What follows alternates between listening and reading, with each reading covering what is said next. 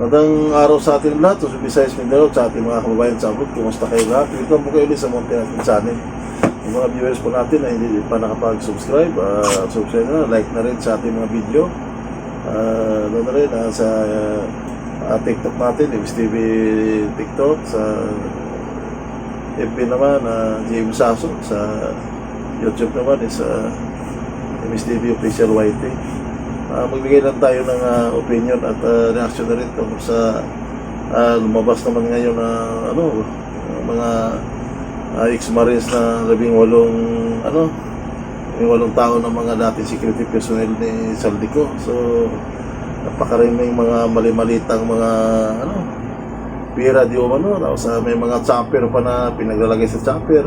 Ang lahat naman ito, hindi natin lahat na pininiwalaan ka agad. Siyempre maganda dito dadaan sa investigasyon, kaya nanawagan tayo sa Senado na panahon na naman siguro na investigahan yung sa Blue Ribbon, kasi nga hindi ito basta-basta. Nasa kulang-kulang 1 trillion yung na-transport nila mga pera, so ang daming involved dito. Kagaya yung mga ilan dyan na mga mambabatas, sumapit pa.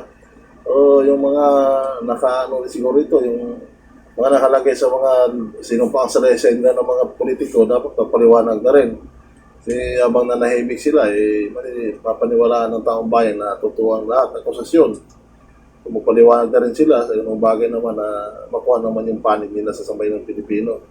Kasi yung nangyari kasi dito, napakahirap ng konting dili na natin ng bayarin sa government. Pinarti tayo, tapos pagdating na parang sa ganung paraan, basta-basta na lang naipamigay yung mga pera kung saan-saan. Ang lahat naman ito, siyempre, di ba natin sinasabi na totoo lahat. Kaya mas maganda dumaan sa investigasyon. Lalo dito, malaking tao yung na-involved dito.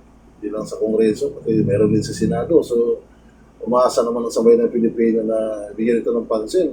Marami pa naman mga matitinong mga politiko dyan. Panindigan naman ninyo, sa inong paraan naman, makita ng sabay ng Pilipino, seryoso naman kayo.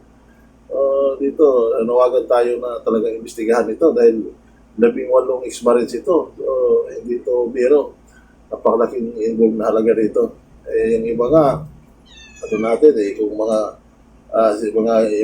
mga ordinaryong isyo, talagang inimbestigahan natin agad. Ito, matindi ito.